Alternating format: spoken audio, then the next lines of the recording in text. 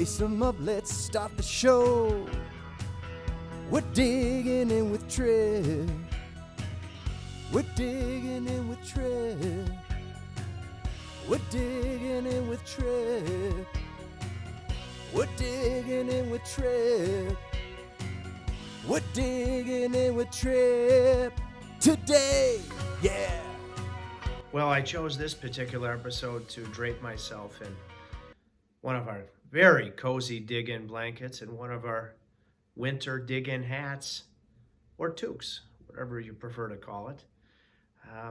Why? Because as I'm cozy and comfortable, you can get this stuff at digintrip.com. It's the job of an elite equipment manager in the NHL to make sure that a player, when he hits the ice, feels as cozy and comfortable as possible. Each player likes to skate sharpen differently. Might want to use a particular flex on his stick. It goes throughout all of his equipment. And then you have to make unbelievable adjustments on the fly.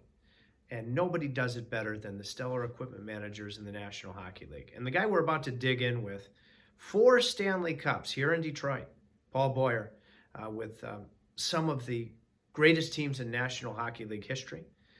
He has a phenomenal store here in Grosse Pointe that has been great for youth hockey, boys and girls. And we're going to venture off there momentarily to dig in with Paul and some of the stories with some of the Hall of Fame laden Red Wing teams.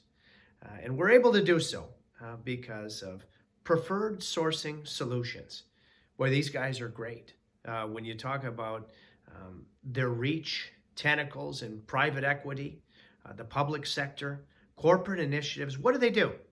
What do they do? Well, they take a look at your individual company and they are able to target and strategize seamlessly and accurately how to reduce costs. And what do you do when you reduce costs? Hey, you improve a little thing called margin. They are outstanding. The gurus of maintaining or enhancing quality, yet simultaneously reducing cost and improving when you look at that almighty margin. PreferredSourcingSolutions.com. They're terrific. Give them a look. And before we dig in, I encourage all of you, as I always do, to rate and review our show on all audio platforms as well as YouTube platforms. Please be responsive and communicate what areas we're doing great, what areas we can be better. And our merchandise continues to live and breathe at digintrip.com. Maybe you want to get cozy too. So without further ado, let us now dig in. Let's go about 4 or 5 miles up the road here to Paul Boyer, the 4-time equipment-winning Stanley Cup. Hello. Let's just end this introduction and get over to Paul Boyer, equipment managing guru, and has hoisted Lord Stanley's Cup 4 times. Well, this is a true pleasure. But before we get to the nitty-gritty and the special nature of this episode, Paul Boyer, boy, long-time equipment manager, you just celebrated 2,000 games before the COVID pause, 4 Stanley Cups with the Detroit Red Wings. But let's start, my dear friend. How do you define, because equipment managers do it in spades, digging in? How do you define digging in? You got to be ready every day. You got to kind of be a step ahead of your players, and that's knowing your players. I mean, it's not just me, it's every equipment guy in the league, every assistant equipment manager in the league, anybody who, in the game night guys that come in from 4 to 11 or 4 to midnight that help out. You just get to know, and you know it's a tight-knit game. You just get to know little things about guys, and you can almost anticipate sometimes what they're going to ask for. So that's how you dig in. You just got to be ready. Tireless hours, fatigue, never an excuse. And so with everything that you do, I mean, it is a full sprint for equipment guys. When everybody goes to bed, you guys are still going.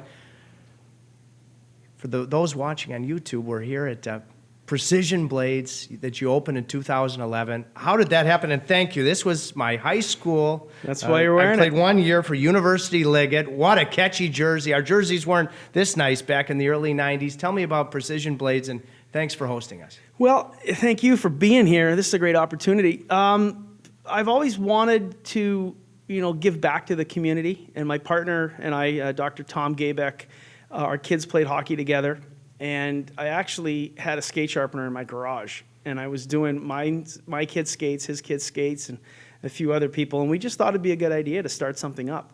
And there was a need for it here in town. And the biggest thing is I wanted to relay my knowledge, take what I know, take it from the NHL level and bring it into the community. And it wasn't just about getting the skates and the steel right. It was about providing the right products. It was providing uniforms, providing apparel, basically trying to get the NHL and moving it in, not just the NHL, but just hockey, like just giving the community a better sense of hockey and some better guidance. And I think we've kind of done that, since 2011. We've provided a lot of good advice. The days that I'm actually here working, which isn't that often, a lot of questions come through, and I enjoy speaking to the community and getting the parents to get their kids on the right track to give them the best opportunity to play. They're the future, boys and girls, for the greatest game on the planet. You know me, an ultra-detailed guy. I'm going to jump right into the detail. One facet. How has the art of skate sharpening and the focus of it changed the most since you broke into the NHL after Lake Superior State in the early 90s? Well, I'm glad you used the word art because it is an art. You just can't throw a skate into a jig and run it across a wheel, not anymore. Even back in the day, you really couldn't do it. It's technical now. A lot of it I still think is overthought. I mean, the game of hockey is you put a black disc into a net, right? Yeah. I mean, you got to score to win the game, score more goals than your opponent to win the game. So I think on a lot of ends, especially now, skate sharpening can be overthought. Shapes of blades can be overthought. There's just too many things to distract a player. So as an equipment guy, we don't want to distract the player, yet we want to utilize the most modern technology and what's out there to give our players the best advantage. And there's so much out there. Obviously, nothing, we're all not doing the same thing. We're all trying different things, but we're just trying not to distract our players with it. So you're seeing a lot of automation come in now to skate sharpening. I'm not a big fan of it. I really am not. Of the automated sharpening part. Skate sharpening is like doing windows. It's like cleaning windows. There's a human element to it. You have to stand back. You have to look at it. There's a feel. There's a sound. I still don't think we're at that point where you can drop it into a machine and get a good, proper edge. It's coming. Yeah. Like everything, I think it's coming. It needs a little polishing, a little honing. It's coming, but I just don't think we're there yet. The profiling part of it, the automated profiling, there's one company out there that's just spectacular. They do a really good job. They're close, they're really good. And that end of it seems to be fixed by, that end of it's solved. So once that's solved, the next step is to get the sharpening. But I don't think it's coming for quite a while. There is a human element. There still is that human element, just to skate sharpening. Well, hang on, follow-up. And coming from a guy in college that did not get a great grade in art history. As a matter of fact, my professor, before we went to a tournament, I think at the University of Minnesota, called me a hockey galoot. I hope it never gets there. I hope the artistic element never goes away. That's my hope. Our exemplar, because it's such a tight-knit community, our old school veteran equipment crew in Carolina. I mean, what year did it come in, these removable skate blades? And Paul, the reason I ask is because Hurricanes fans probably get sick and tired of me talking about, I call it the football. I remember one game against Columbus, Jordan Stahl nicked a blade, and because of these new removable deals, Bobby Gorman was able to yank it out on the bench. He didn't miss a shift, and I think he either scored the game-tying or game-winning goal. Versus the old days, especially if your bench is across from where your dressing room is, you're out until at least the next whistle, commercial timeout. When did those removables come in? I don't know the exact year. I know they are probably 4 or 5 years that Bauer started that. And it's a blessing and a curse. Yeah. I mean, it's the best thing to happen to the game, and it's also the worst thing because any little fall, any little feel, there's a guy waving at you down the bench trying to, I need steel, and you change it out. So then I've got to pull if you're running 2 sets, you've got to run almost more, you've got to have 3 to 4 sets per player. Yeah. So you can just keep rotating through and maybe sharpen the ones that are pulled out in between periods. but it keeps the guys in the games. I remember, going into the finals those years, in the late 90s, and Scotty pulling me aside saying, okay, we can't lose a guy. So, I sat down with Scotty and he came up with a strategy of, wait, the guy's got to play one more shift, take him at a commercial, and then get him back, and then he's not going to miss a shift. I mean, the commercials they're like a godsend in a game. You know that. You catch your breath, you can fix something, you can get a little treatment on something that's sore, and then get right back into it. So we came up with that plan. The guys, you got to force the guy to go one more shift and then yell at me down the bench. I take the skate, it's off. I'm running in, you get that timeout, and it's back on his foot, and he doesn't miss a shift. Okay, so I'm quickly thinking about playing Philly, where you can get right to the dressing room when you won in '97. Washington, on the road, you can get right to the dressing room. Of course, you can at the Joe. Carolina, who you played in 2002, you've got to go across the ice. Do you remember any particular stories in that Stanley Cup don't. final? I'm sure that I had to go across the ice, but you run fast. And it's all timing. So, this guy plays that shift, you're in, and you run across and you zip it. I bring the skate sharpener to the corner where the cheerleaders are standing there. Yeah. I have a portable skate sharpener there, so I don't have to run all the way back down into the hallway. You know what the setup's like. Yeah. You zip it 3-4 times, you get it as good as you can, let them finish the period, and then you get it fixed properly after that. I mean, San Jose was the same thing. You had to run across the ice. Yeah. And get it done. But again, that's the best thing and the worst thing that happened to the game. Are there, you said, 4 years ago, so are there still Red Wing players that use the old school? No, I have everybody in an interchangeable blade, whether it's the Bauer Edge or the CCM XS. We're changing, we've got it all. Nick Cronwall, who is, I think, a part owner of the Mars blade, used the Mars blade. And there's some good technology there. I think Per has to get it. Per's on his way to perfecting it, but it didn't come out. So, it was Nick, and, Nick could play on no edges. So, we knew we had that timing down. And if he did lose an edge, when he lost an edge, the rare time, we'd take him in the commercial, get him back, and nobody missed a shift. It's wild what goes on behind the scenes, or if you have to run across the ice right there in front of you in living color. Paul, let's go back, back to the future-esque in time. And you're from Sault Ste. Marie, Ontario. Mm-hmm. How did you get started and eventually become an elite equipment manager? Take it from the top. Take it from the top. Well, I was obviously in high school. I worked with Sault Major Hockey back in Sault Ste. Marie, the midget program that Ron Francis actually went through. Great hockey up there. I worked at Sault Sports Merchants. It was owned by a fella that worked at the tube division, Algoma Steel tube division, with my dad. Yeah. And another good friend of mine, Fred Barsanti. They were partners. His uncle had a big business down here. He still has it. His son Joe runs it. But I got a job there, and that's where I learned how to sharpen skates. And when I went to Lake Superior State, I saw a sign on the wall that said wanted equipment manager for Laker hockey. Yeah. The phone number was Jim Rock, the assistant coach. And I called it, and it was between me and 3 other guys, and I was the guy who could sharpen. So I guess I got the job. And then it's just it's almost a blur back then. You get in the game, you get to meet the people of the game. And the people, the networking that you do kind of gets you to that next level if you want to get to the next level. Yeah. And I was unsure if I wanted to get to the next level. I didn't know. And it just kept happening. I met John Wharton, who's a good friend of mine. He was the athletic trainer with Lake Superior. We were at CCHA finals all the time. They were hosting Joe Louis. There were regionals, NCAA regionals being hosted at Joe Louis. So we were there that second weekend. And you get a relationship with the guys in the pros. And you get to know the salesman, the guy who sells the Bauer skates, the guy who sells the CCM sticks and skates.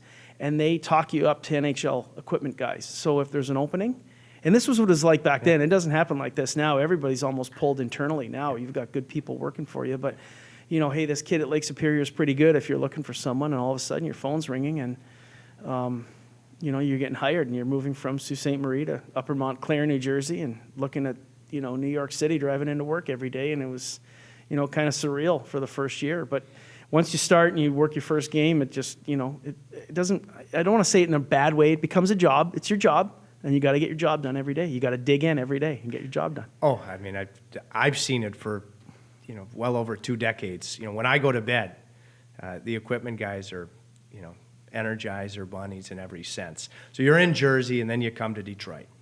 Now, our great guys over the years, and we have others, but Skip Cunningham, Bob Gorman. And I have always, whoever the general manager is, for years, Jim Rutherford, your friend from the Sioux, Ron Francis, now Donnie Waddell, who you know very well. If I'm trying to get a gauge on my team, probably the first guy I'm asking is a veteran equipment manager. It's funny you mention that. I can't speak to the GMs. I haven't had a lot of GMs come in and ask. I mean, that's not fair. They get a good read on their own. I was with Lake Superior. We played in LA at the Great Western Freezeout. And Jimmy Fox was doing the color. Yeah. And he came over. I was sharpening skates in the back hallway at the Forum, the old Forum. Yeah. And he came over, and I recognized him because I watched him play at the Memorial Gardens for the Ottawa 67s. Yeah. And I recognized him, and he came over, and he's like, "You're the equipment guy. I'm Jim Fox. I'm doing color. Tell me about Lake Superior State." And he was asking all the right questions. He wanted to know power play. He needed a little, just the color that he needed. And that was kind of fun, that an ex-player knew exactly where to go to get the info he needed to make his job better, to brighten up his broadcast. Well, Jimmy's always been, a meticulous, complete preparer. And I wish we saw him more, just twice a year with LA. There's no stone left unturned. And you and I really hit it off after the 2000, when the Hurricanes were able to get over the hump and win the Cup in 2006. It was at a gazebo at the Grosse Pointe Yacht Club, and you paid a compliment, a guy of your resume that I'll never forget, because I had gone on, I think, after 40 minutes, the Hot Stove Hockey Night in Canada, and it was Game 7 against Edmonton, and you were very complimentary. I'll never forget it coming from you. Now, the Canes had just won.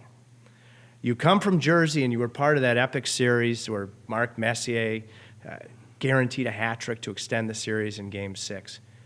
In Detroit, because again, equipment managers, you have the feel. When did you first think, and what made you think that the Red Wings were ready to get over the hump? Well, I'm not a player, obviously, but you just get that read. You could just see little things. You see guys working harder. You have to kind of lose. We lost to Colorado. We just did things. History happened. Things just happened. And you see the guys learning from that. And no one was passive about it. You knew that Chris Draper took that into account. Okay, this just happened. We've got to do this better next year. And, your experience kind of will get you that championship. If you can keep it all together and stay healthy, you have good defense, a good power play. There's a lot of things. The hockey gods they got to hit you, They got to be standing right beside you. But the veterans that we had and the experience and the leadership that we had, like from Stevie, that you just knew that it was coming. And when Stevie scored that goal over John Casey's shoulder, that to me was a big sign. That was, that was good. That was kind of a sign okay, we're getting there. He really, guys just worked hard. Everybody on that team worked hard every year to make it happen. And you fell short, and then look what happens. You get the success after that. Scotty Bowman, our mutual friend, former dig-in guest, he's won championships with you. Do you remember with a great Colorado rivalry where, I don't know if Colorado screwed you with the length of your bench? The bench would carry that damn bench back and What forth. happened? Yeah. What happened there? Those are the things you adapt. That's how you learn. You get there that second year, and the bench is going to be short, so you have your carpenter in the wood shop at Joe Louis Arena make a bench that you're throwing on the airplane and you're carrying around. So you have, an extra space to use. So, now the benches have to be mirrored, so there's no, that'll never happen. I don't think it'll ever happen again. But it's little things like that. It's those little pieces of experience, those little tidbits you pick up that propel you to win the next year. Little things like that. Scotty's great. I enjoyed working with him for all those years. Love seeing him when we go play Tampa. He's always in the hallway. He's always talking to our coaching staff. It's just good to see him. Even if it's for 15 minutes a day, it's just good to see him. You felt good around Scotty. Yeah. And you knew that, you were going to have success because Scotty Bowman was your coach. I remember him. I mean, obviously being a longtime Hurricanes guy, but after in 2002, you guys won in Game 5. Scotty going out into the sunset, the greatest of all time, but he was out there with his skates on. Mm-hmm. Was he particular? What kind of sharpening job did Scotty like? He was just a regular 5/8. We just had to make sure that his skates were sharp. That was it. And then no one knew he was going to do that. He whispered down the bench to my assistant at the time, "Go get my skates," and he put them on, and he was on the ice with his skates. It was great to see. I mean, that's something that'll get talked about for years, or I don't even think it'll get repeated. Yeah. For years. Well, I can't imagine. I can't imagine that it would. That series, Artur Zerbe played great, the Hurricanes goaltender. And I remember Archer's, I want to say, his entire time in Carolina, and probably dating back to San Jose, had the same set of pads, and he used to sew his equipment together himself. And, maybe with the assistance of greats like Skip Cunningham, Bob Gorman. Did you have a player in these 4 Red Wing Cups that used essentially the same equipment the entire run? No, not really. Well, I mean, Brendan Shanahan had that old CCM helmet that he wore right till the end. I think he changed, after he left us. Doug Brown's white helmet was from his college days. It was. He wore it in college. I'll never forget that. But there wasn't much repair. He just kept gluing the pads back in, stripping the glue off, gluing them in, make sure they were good. And he was good to go. But I don't remember anybody really getting tied to anything. Game went fast. Guys didn't want to get hurt. They were looking to, keep themselves protected so they could play the next game. They knew if they got hurt, they weren't playing that next game. I mean, I think in '97, Tim Taylor might have played one game for Joey Koser, and then Joey went back in? Yeah. Is that what happened? I think so. Right? So, I mean, that, then that's just how it is. We were there for him. Yeah. Joe Louis Arena. Timeless, just an incredible building, an iconic building. What were the challenges of Joe Louis for you, and what are your favorite Joe Louis stories? Well, we didn't really have a lot of challenges because it was our room, right? My equipment room was right off the bench. Everything was right there for us. Loading in was always fun at 2 a.m, driving that truck down the narrow hallway and unloading. Now I've got a loading dock. I have my own loading dock, which, I'm fortunate enough now to work in the greatest facility, one of the greatest facilities in the world. Yeah. And fortunate to the Ilitch family, Chris Ilitch especially, that he let me design, or let myself and my staff design our work area so we could be as efficient as possible. Joe Louis just had character. I remember the first time walking in with Lake Superior State, and there's a feeling. You know what I'm talking about. Oh, God, yes. There's a feeling. Yeah. And the smells. Yeah. You just knew you were somewhere that had hockey. Maple Leaf Garden was the same way. The Forum in Montreal, the same way. When you walked in, you could feel it. I mean, you could feel it. And Joe Louis had that. And some of these new buildings, they're they're coming. And I know Little Caesars Arena is going to have that one day. It'll have that feel one day. There's no question about it. None. You mentioned Toronto, Maple Leaf Gardens. The bubble in Toronto and in Edmonton. Now, I know you weren't there, but you have your black belt, your PhD, and how you would tackle one of these unique situations. And talking to the brethren around the league, what were the biggest hurdles From what I talked to my colleagues about, it was smooth. They moved a lot. They were moving a lot, and we have a lot of experience. Guys there have done world championships before, where they're in Europe and they're moving from city to city. So and the rinks aren't real hockey arenas. They're put together by the IHF. So guys had experience. So they were pretty. They were good. They really didn't have a lot of complaints. They got it done. That's what, guys in our positions do, the training staff, whether the medical guys, equipment guys, you just look at it, what's got to get done, and you get it done. It's give these guys every opportunity to play their best, and that's what we do. I can't get over, because I've been so fortunate to work in the game, Paul, that I get to see, a back-to-back. It's a well-run, well-oiled machine. Let's say you're playing at Little Caesars, okay? And every minute, every second really counts in terms of recovery. What are the things that happen soon as that, say you're playing in Chicago the next night, from the final buzzer, guys taking off their equipment, to getting on that chartered Red Wing 1 to get to Chicago. Redbird 3. Redbird 3. Redbird 3. What are the things that happen? Well, you got to get everything out of your own facility first. So pre-planning obviously is the best. Now we are lucky because we do own our own plane, and the back pit of the plane is basically a storage area. I have 2 sets of gear for the coaches, so I'm not packing that up in the afternoon. I've got 2 sets of practice jerseys, one at home, one on the road. That stays on the airplane. So we basically take off the sticks, the players' gear, and the jerseys and some trunks, that we need to refill. We've actually left trunks on the plane that if, we're playing the second day, we're coming home to play one game and back out on the road, we leave a lot of that stuff on the aircraft. Whereas if, you're chartering with a charter company, it's got to come off, you've got to take it home. So on a back-to-back, it's about as how much you can pre-pack.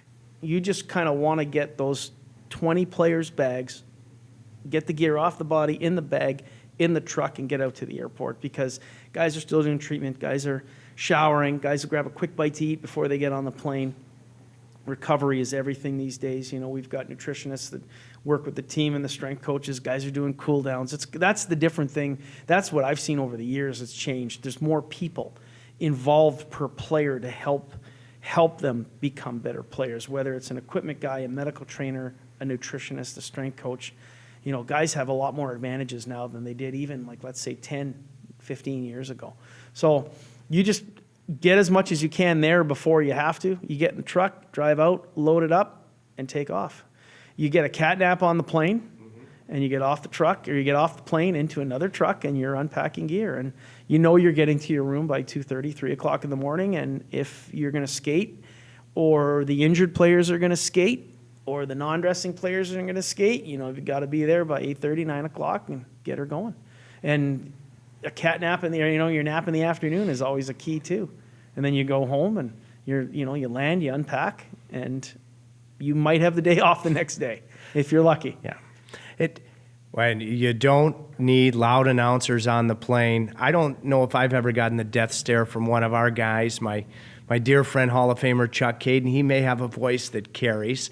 May have a voice, yeah. Or do you find that you're able to, because you have to maximize your sleeping ability? Let's say you have a 2-hour flight to St. Louis, probably a little shorter than that from Detroit. Let's say you got 2 hours, knowing you need that sleep. Can you close your eyes and get it done? Yeah, you can. It all depends on what you've got going the next day. A good set of noise-canceling headphones does the trick. Yeah. And put on some music that's low, and you can kind of doze off if you have to. Yeah, you can. But, sometimes it drags you down if you get that. Yeah. You sleep on the plane because you've got another hour of work to do. And then you can finally get to sleep. So it's just a routine. Yeah. Your body gets used to it over the years, and like everybody in my position will tell you that your body just you got to hang gear when you get off the plane. Well, I think it's flat out digging in, because it's mental toughness where even if you are tired, you tell your body you aren't. And players. The makeup of the player has changed, from what it used to be to now. But I think the universal mindset, at least it better be, is that nobody digs in more than the equipment guys to put us in a position to succeed and flourish. What do you do? Say, I mentioned the back-to-back, you're going to Chicago, shared facilities. Let's say the Bulls are playing. What do you do when you can't get into a locker room? You're dodging forklifts, moving flooring around, basically. And that's up, the guy from the home team, your driver from the home team, he's the guy, if he's got a good relationship with people in the building, he'll get you in that room fast. In Chicago, we've never had a problem getting in because we know all the guys in the conversion crew. So there's 2-3 forklifts hauling our bags in because we're in their way too. Mm-hmm. So they want us out of their way. So you get into a building with a new truck driver and he's kind of green and he's learning his way around. You see them grow too, and they get you in. We always get in. There's enough people in the truck that on our staff that help you get in, and you get it up fast. It's about an hour process to get it up and in. I want to ask you about 2 plane rides where, at least I assume, you didn't have to worry about unpacking the gear, and that was when you won in '98 in Washington on the road. Let's start there. What was that plane ride like home with the Stanley Cup in whatever seat, perhaps 1A. That was a lot of fun. I mean, those are things, that just the energy that came from that was great. You knew you just won. You have a concrete block off your shoulders, even though we had just won it the year before. We knew we could do it again. We had another great team, well coached, good leaders. So it felt good. It felt different because we had won it the year before. 97 winning it at home that was a relief, because you get caught up in the not winning the cup for so many years, and then our people at Olympia and the people that work for the Wings, I'll never forget Ted Lindsay and Gordie Howe standing beside Steve Yzerman and Brendan Shanahan watching that banner go up. I mean, that's an iconic photo when you see that. That's generations. That's what the game is about. And you know that too. The generations all intermingle together in the game. I mean, it's common to see. I mean, Ted Lindsay was in our room all the time. If Mark Howe was in, Gordie Howe was in. We had a ton of guys coming through the room all the time, and it feels good to have the alumni in your room. So, that was a good plane ride home. That was a really good one home. I'll never forget that. It was good. And we put it on the truck, and we had somebody from security, I think, drive the truck back down to Joe Louis, back it in the hallway, and I think we came in a day later. And I remember opening that back door. I think we did it too against Carolina, right? We were on the Pittsburgh. Yeah. No, we won. Yeah, and it was just we put the truck in the hallway, and opening the door a day later was like, whoa, pretty ripe. Yeah. And the best thing was that not everybody's gear was in their own bag, because it was up to us when we got the call to leave. Yeah, Pittsburgh. We just kept throwing stuff in everybody's bag, and it was pull a garter out. Well, I went around in the afternoon.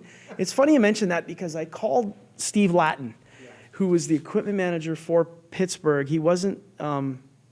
I don't think he was with the Pens when we beat him. He wasn't with the Pens, but I called him and I said, Sevy, we're going to win on the road. I've never won on the road. No, it was against Washington, because we won on the road. I said, what do I do? How do I get all this gear back? And then you rely on your colleagues. And he said, don't worry about it. Throw the bags out. He goes, you're going to get home. And he told me, you're going to have some guy's garter belt in somebody else's bag, a shin pad that doesn't belong. And it was basically pull the piece out. I went around and I numbered everything in that afternoon, because he told me that was going to happen. And as well as we know the gear, when it's just all mixed up like that, it's a guessing game. So, you pull a shin pad out of Bob Erie's bag, and it was really Steve Yzerman's shin pad, and we got it all put back together, Wow. That flight from Washington, because I'll never forget, obviously, seeing your group on the ice, Vladimir Konstantinov. Did he fly back with you guys? I cannot recall that. I think he probably did. I can't recall that, though. Because I was caught up trying to get the gear and get it all in there. That's a long time ago, too. Oh, yeah, of course. I was fortunate enough that when the Hurricanes won, that the boys, and I resisted, but they invited a couple of guys, my partner John Force and I, in the locker room. They won, and that was really cool, to hear, because the Hurricanes had a veteran crew, all guys that hadn't won the Stanley Cup. So I've always, when guys win on the road, I love to pick their brain like I'm a kid in a candy store, because I'd like to see, responsibly so, hats and horns happening with the cup in tow, airborne. I mean, that's when it's just the group, it's got to be. It's kind of it's the second last time you're together, because we always did our team photo after the playoffs every year. That's traditionally what we do. And I remember Scotty and Ken Holland saying to the group, before the picture, this is the last time we're all going to be together. And, you don't really take that into account until you actually move on and you see it, that you won't get everybody back, even for a reunion or a banner raising or something like that. You just can't get everybody back. Former dig-in guest, one of my true favorites, what a career, Justin Williams, because he just recently said, I don't get the team picture, because they do it sometime maybe before the trade deadline typically. What's the point? If you're not making the playoffs, interchangeable parts. He said, the only team picture I have any interest in is you're the only team standing at the end of the year. Did the Red Wings, did a lot of teams do it like that? I mean, what a good way to do it. I don't know, but our team picture is always after the season. We may have taken a promo shot. You might see some of those, like I know there was one of the beer companies did a promo shot with us in the bleachers. They'd take the glass out and we're all kind of standing there. But the official team photo was always after the last game of the year. Not the regular season, the last game you played every year. That's the way it should be done. Hall of Famers, recollecting whether it be a story of your friendship, an equipment story. Let's start, Nick Lidstrom. Well, I mean, Nick's the best. I mean, again, he's one of they're all great. I can't just narrow one out. I mean, Nick was, what I remember about Nick was smart, obviously. Nick would always be the last guy in to make up his sticks. He knew there'd be a mad rush. Guys get to the rink. There's 4 guys cutting sticks. 1 guy's sawing. 1 guy's sanding. Nick would be the last guy. He'd be the only guy in a stick room. Take a stick out, wrap it up, tape it, do whatever doctoring he had, but he was alone. So we had some quite, we had some good conversations over the year. Just he and I, just talking about anything. Kids, hockey, the travel we had coming up, but it was Nick and I in the room while everybody else was going through and doing what they were doing because they came in first to get their sticks done. He was smart enough to realize, okay, I'll wait a couple minutes and get in there last. I would never ask you to violate doctor-patient privilege, but can you at least give me a yes or a no? Aside from what you do, players go through tough times, even Hall of Famers, and you've had a ton of them. Do they ever use you as a shrink, to try to rebuild their confidence? I'm glad they don't. No, I mean, you I don't know. Over the years, you talk to guys, you get to know them and their families. Some guys are here longer than others. I think they know that they can count on you if they need you. We're kind of the guys with the connections, right? Yeah. So if they need a car, they come to us and say, hey, I need a new pickup. Who do I go see? Who's our Ford guy? Who's our Chevy guy? So you kind of steer them in that direction because we all know guys like that. But I've never had to deal with anything like that over the years. But obviously, if somebody comes to you, you're going to be there for them. Obviously. What are you typically doing in a situation, or it all varies if?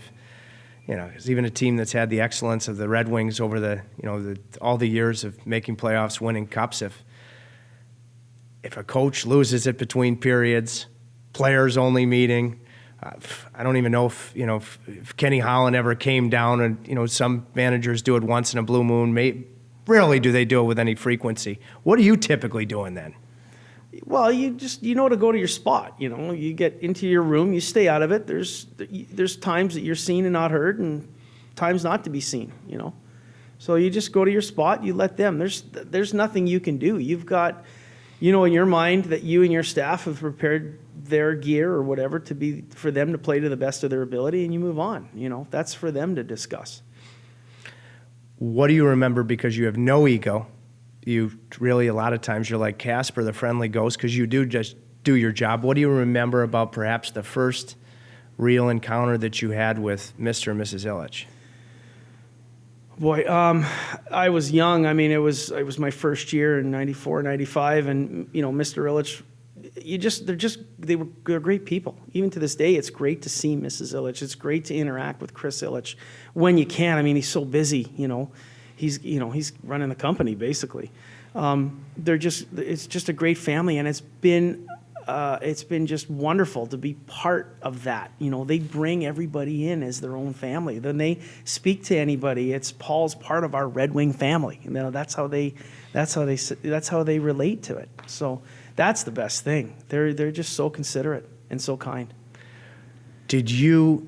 I mean, with the legends that swing through before, unfortunately, they've left us, and a Gordie Howe, a Ted Lindsay. Did you get to, because they're always there, did you get to the point, Paul, where you stopped thinking about him as Gordie Howe, Ted Lindsay, and just as Gordie and Ted? Well, Ted more than Gordie Howe, because, Gordie wasn't there as much as Ted. I mean, Ted, when I got there in 95, Ted was still working out in the weight room. That's where he was doing his workouts. And Ted and I had a mutual friend, Gil Ricci, who was from Sault Ste. Marie. Gil knew my grandfather. And that's how Ted and I met. He came in the first day, and he needed to use the phone.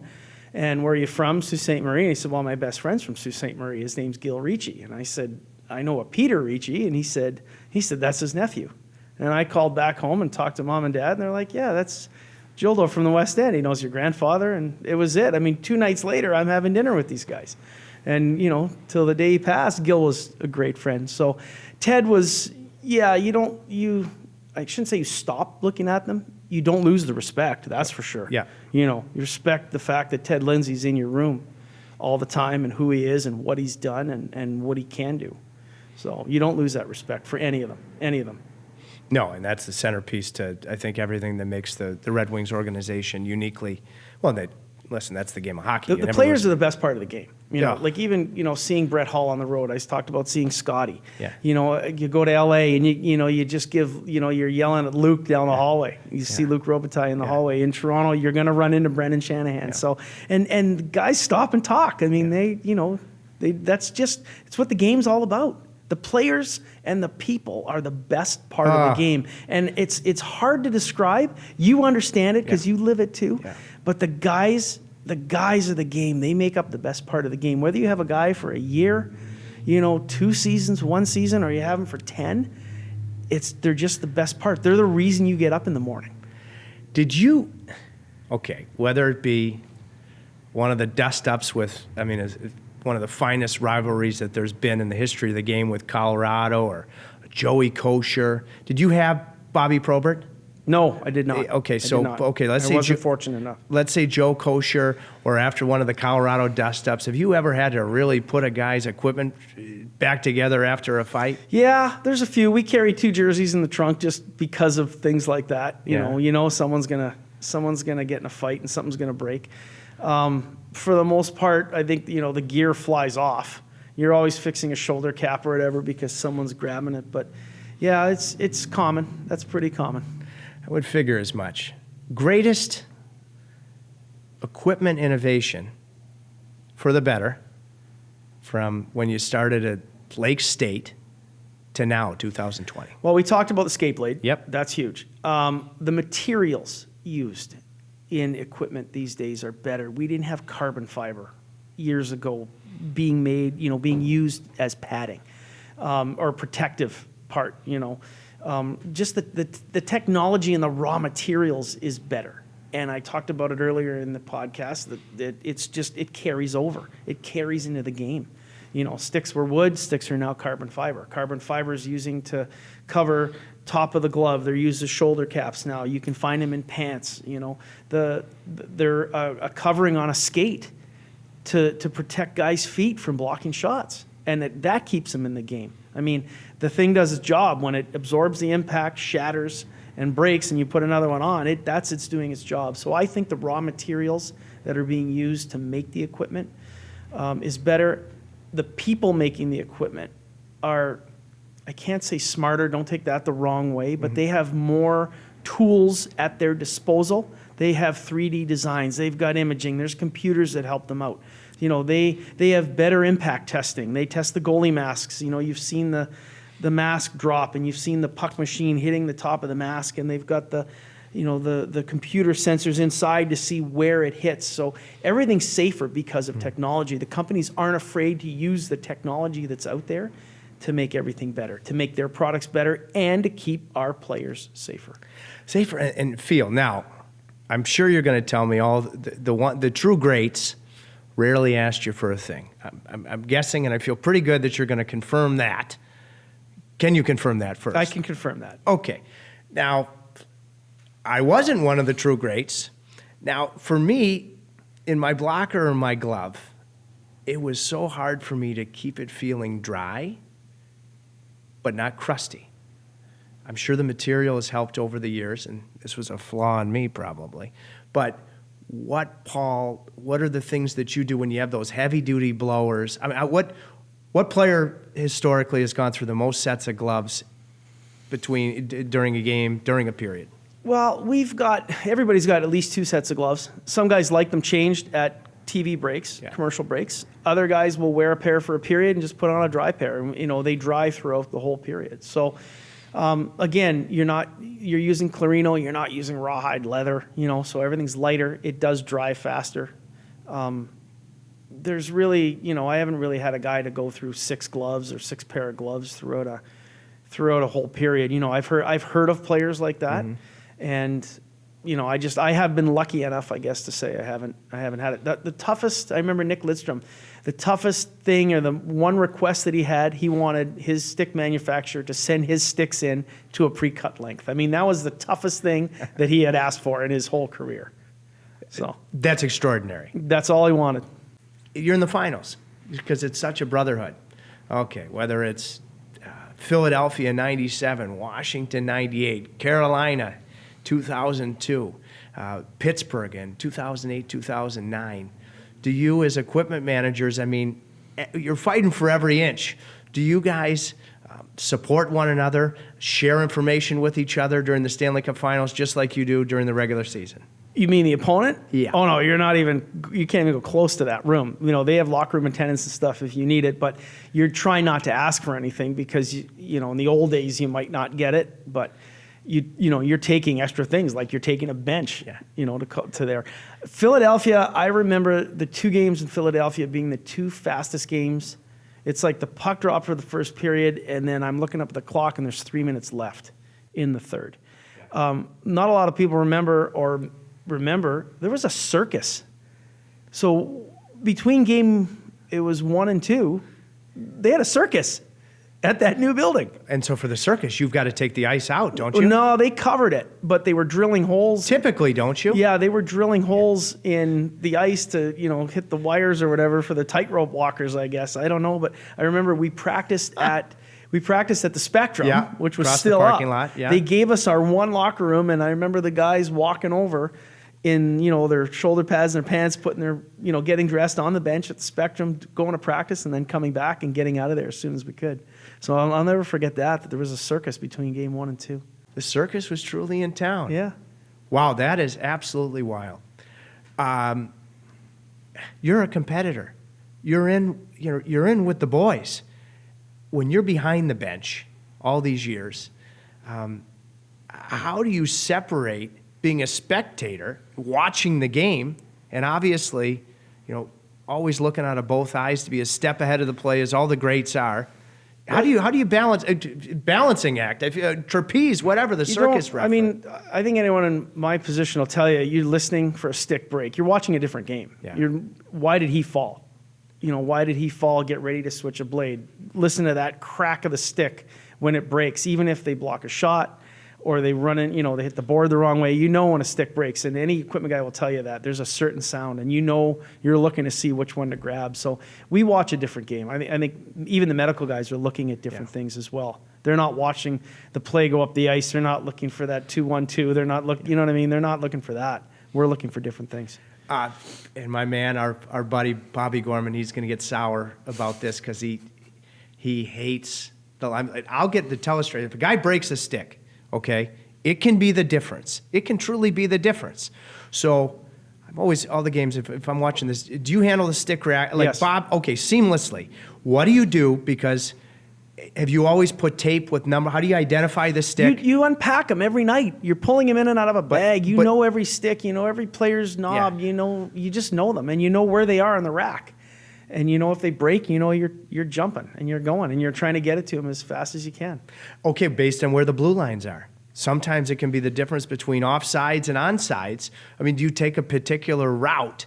Because I'll get Bob going on the telestrator. Yeah, depending on the bench. I know in the World Championships with Team Canada, we were putting, everybody has 2 or 3 spares. Yeah. And we would make sure they had 2 or 3 spares. We were putting one on each end so we could get a guy coming up the ice. Or we would move them, in some finals in Washington, we moved them to the other end of the bench so we could hit a guy going up the ice, going to the offensive zone so he wouldn't be without a stick in the offensive zone. So you do little things like that, but I'm not the only guy to do it. Okay. And I'm not going to, feel free to answer however you want to. Now, before the break, I have another job. I sell fasteners. And, the best products are made in North America. So we had, there was a string of games that I got sour. I mean, I'm emotionally invested, because guys were breaking sticks that was leading to a penalty, that power play goal was the difference in the game, or a grade A opportunity, then the shaft breaks. And I got going about these sticks breaking, and they shouldn't break. Now, I didn't know if there was a supply chain issue. I may have done some homework behind the scenes. Do defensemen, because they use less flex, do they break more sticks? Paul, bigger guys. Why does it seem like Ovechkin, who leans on it more than any? Why don't I see him breaking sticks? I have like some no other idea. guys? I don't know what to tell you. Everybody's stick is custom made to them. They're dialed in. So I don't know why guys. They may use them more. I'm not sure. They may like to handle them more, not want to give it up. They feel good. I don't know. I honestly don't know. But I know that once the structural integrity of that stick is jeopardized, it's going to go. I mean, is it more than what it was before during the Wood era? I don't know. I couldn't tell you. I mean, I remember watching Hockey Night in Canada, seeing sticks break.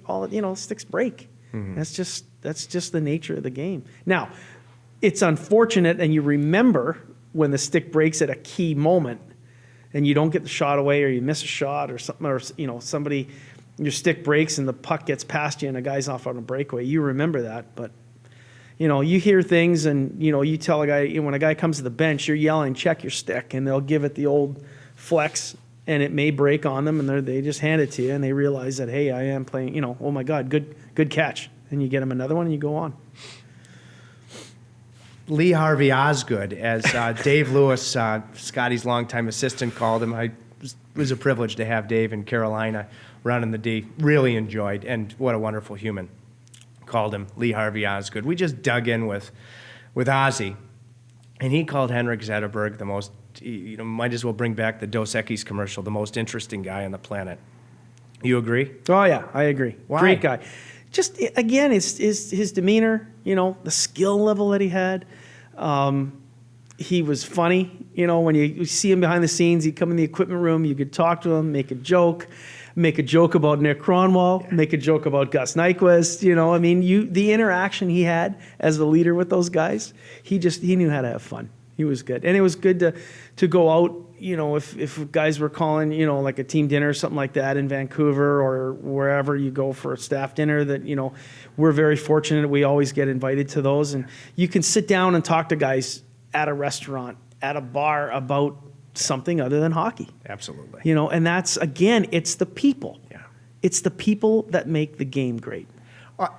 Absolutely. Now you have me thinking, because I remember a game I did, I think I mentioned this to Ozzy as well, a game between the benches in Raleigh. You and I would have been chatting like we always do, and I watched Pavel Datsyuk, because he would sit next to me, I think I want to say certainly in the first and third period where the forwards were, and watching him just recover. I mean, just with a purpose after every shift, because Mike Babcock was the coach, really leaning on him heavily with his ice time. How do you tackle, because nobody's had more Russian success and stardom than the Detroit Red Wings. What do you do when you have a guy and have you had guys, the great Russians, it's not their first language, and how do you communicate with them to make sure you understand what they want? They're all very well spoken. I mean, all those guys know English. They know they have to learn English to get through. We were lucky enough to have Sergei Chekmarov on our staff, and he was a good translator. And if there was a language gap, he would come in and he could fill in that hole for us. I mean, Sergei worked for the Red Army as well. So, again, another great guy that I've worked with throughout the years. So he was a kind of a key that we really never had any kind of a blip or anything like that. And then you've also have other Russian players. Yeah. Sergei Fedorov learned his English, and he could do the translating for you for the young kids that are coming up. But for the most part, the majority of the European players that we have speak very, very, very good English. They're very well spoken, and they can communicate what they need. No problem. Beyond what you're a sophisticated guy, have you picked up, just a small amount of other languages, or no? You do, but it's nothing to make you dangerous, and you don't want to speak it back. But you hear the odd word that you're like, oh yeah, okay, I know what that means, and you get it. And it just helps it actually helps the cohesion? Sure, yeah. Oh, yeah. Very interesting. When you guys were in the West all the time, I've always been in the East and admiring our equipment crew. What were the hardest scenarios with that extended travel? Maybe going to a practice. Or what are Well, you were gone longer. Yeah. Because you'd get more games in, because we were the furthest Eastern team in the Western Conference. So you knew you were out for five games, 6 games. You had some longer trips, but you'd get home longer as well. I think being in the East, it was actually easier because you were gone. In the East, we're jumping in. We're into Philly, back home, back to Jersey. I mean, there was a 2-week span. I think we were in and out of the Newark airport 4 times. I think 3 to 4 times. Flying in, playing a game, come home, and that takes its toll on you. That really does. So I think the travel, as hard as it was in the East, might have been just a little better. Or better for some odd reason. I don't know how to phrase it, but you were gone, you could recover, you got your rest, and then you would get back home. Do you remember some of these airports, I think of San Jose, there are a couple others, have curfews? Do you ever remember a situation where you've got to be like we you hustle out of San Jose. We were quick to get out of San Jose. We were hoping for no overtime, and guys knew it too. Gear was in the bags, and again, it's get as much on the truck as you can that you don't need. And thank goodness the airport is a 2-minute ride from the rink, and you're there and you're loading and you're gone. And I mean, there were wheels up at 10:59, and you could feel the plane, and everyone's looking at their watch. Yeah. So, do you remember a couple of times where it came? I mean, it came right down to the finish line. Oh yeah, absolutely. Yeah. Boy, Paul, I've asked all of this has been fabulous for my producer Adam, the Admiral Holtzman, and I to talk to people that represent and have Red Wing DNA in this period of transition. How do you define the word culture and what specifically the Red Wing culture is in this period after all of the greatness? 4 cups, the 90s to 2008, could have been even more, and now moving towards the future. How do you define the culture that needs to stay in place?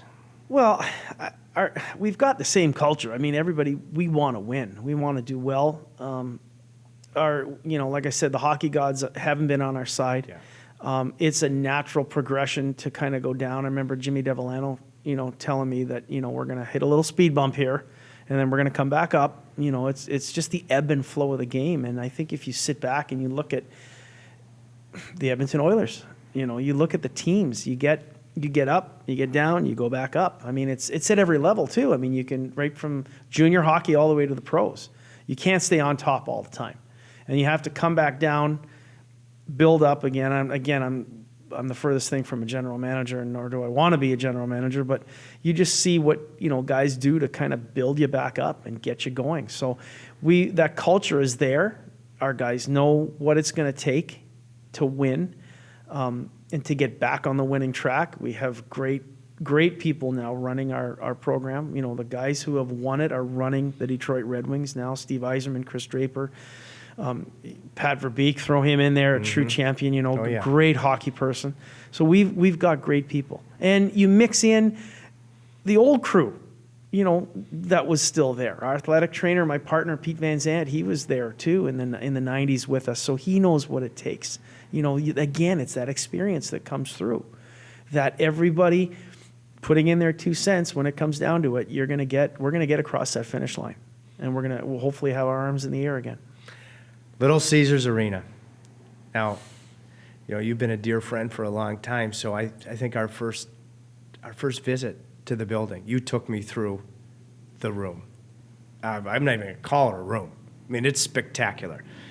What are the things that you mentioned, the loading dock that Chris Illich made sure that you had? What from the blueprints to final execution and fulfillment of that? What were the things you were looking for? Because it's extraordinarily good. Well, we wanted to get, working with Scotty. Scotty was always in a rush. Got to get out. Got to get to the plane. We can't wait. So, having our own loading dock is great. I'm not fighting a TV truck, or I'm not putting an equipment truck next to a TV truck. So I can get out of the building fast. Yeah. We've got an automated drying system with a deodorizing ozone machine in it, So we basically push one button, and in the morning, everything's bone dry. I can take an insole out of a skate, and there's no moisture. No way. Yeah, so we've got that. That's great technology. The loading dock, I keep going back to it. Miley Cyrus could be doing a concert. I'm not fighting 18 trucks trying to move staging out. I pull in my own little spot. I can pull a visiting team into the same spot and load them into the visiting room. Our visiting locker room is dedicated just to the NHL. So, a team can always get in. We have a practice rink. I'm not hauling gear. Yeah. The days of me me and my staff taking the Detroit Red Wings to University Liggett School in Grosse Pointe to practice is gone. And nothing against, the great staff over there. They made it easy for us. But I mean, it's hard to take a hockey team somewhere, if you're not prepared for it. We walk out the back door and we're right at the practice rink on the Belfour side. So that makes it easy. All the little things that you see in the buildings from the past, the buildings that were just made, you take the little mistakes, you talk to your colleagues, you find out what can be done better. Calgary, I've spent hours with Mark DiPasquale talking to him about what is not wrong, but what would we improve or some of the small changes we would make, and I think they're incorporating it into their building. Now, every building makes another building better because we all go through it. You mentioned the finals in 97 in Philadelphia with the circus between games 1 and 2 and the boys with everything but their skates. It sounds like walking over to the old Spectrum to practice. So I see this all the time. Not all the time, but you still see it, and it's fun to see the boys jump on the bus on an off day with everything on but their skates. Yeah.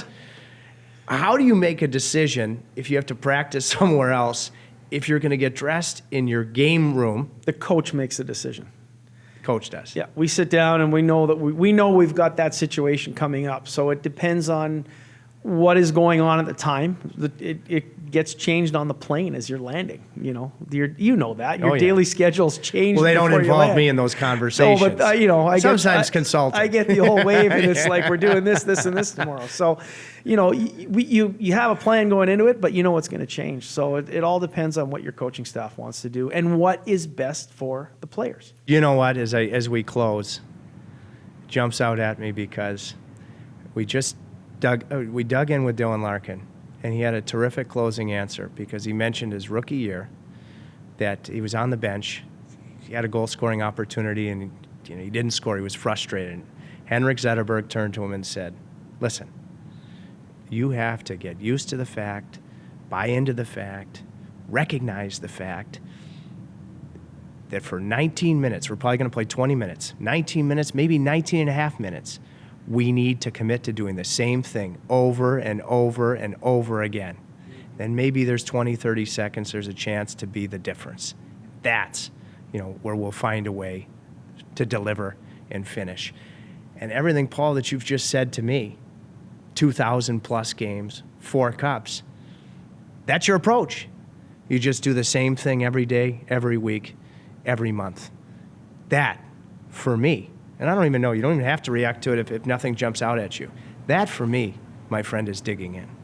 Well, thanks. Yeah, you get a routine. You know what works. You can't be afraid to try new things, and it just happens. The puck will drop at 7:30 every night in up to 15 cities, and you've got to be ready for it. Thank you, Paul. Thank you, Tripp. Great to be on. Well, I had lofty expectations for that, and boy, Paul, that was terrific. And great stuff that you're doing with your store to allow all boys and girls to chase their hockey dreams. Terrific stuff. I don't know where you find the time. The reason I was excited about doing this was because, boy, beckoning back to when I played, I only had a shot of espresso, maybe even a double espresso in the NHL, but, in the American Hockey League, even in college, I saw firsthand about what equipment managers do. They know every player's preference to put that player in a position to succeed. They never get, other than from the boys, get any type of, public thanks. But they can be the difference between winning and losing. It's just that simple.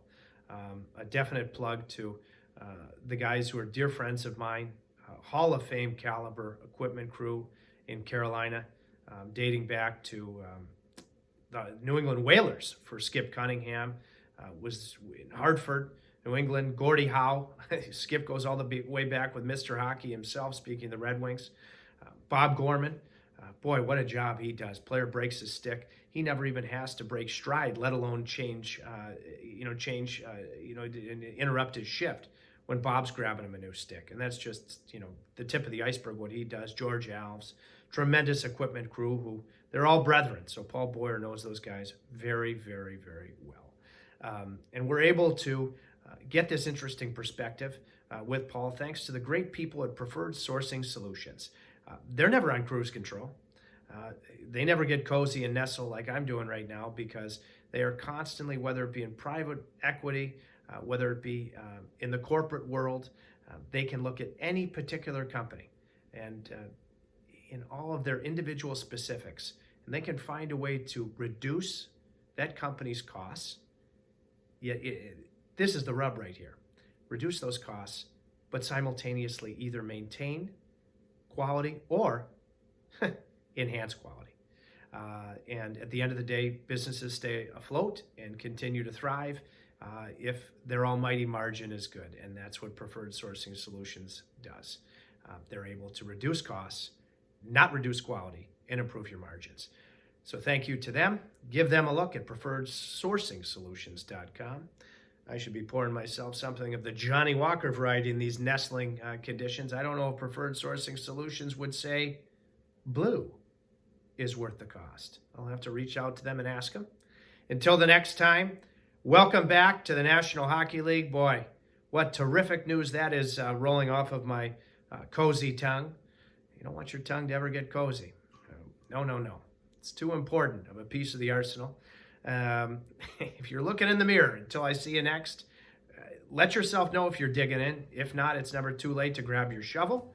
And shameless plug, digintrip.com if you want to get cozy with some of our merchandise. I think some of our coolest new stuff are our winter hats with balls on them. Rudolph I think was pretty damn self-absorbed, but Rudolph has with a ball a hat named after him. Rudolph was a guy, right? Yeah, I assume so. And these Hartford Whaler retro hats with balls. That's another good one. Speaking of balls, if that's your preference, and if you don't like balls, you can grab this hat. I think this is the heater that I have on. So, anyways, I'm gonna sojourn, probably get a nice nestling cocktail, and I'll see you soon for another edition of Digging In with Trip. Stay safe. We're digging in with Trip today, yeah. Today, yeah. Today, yeah. Today.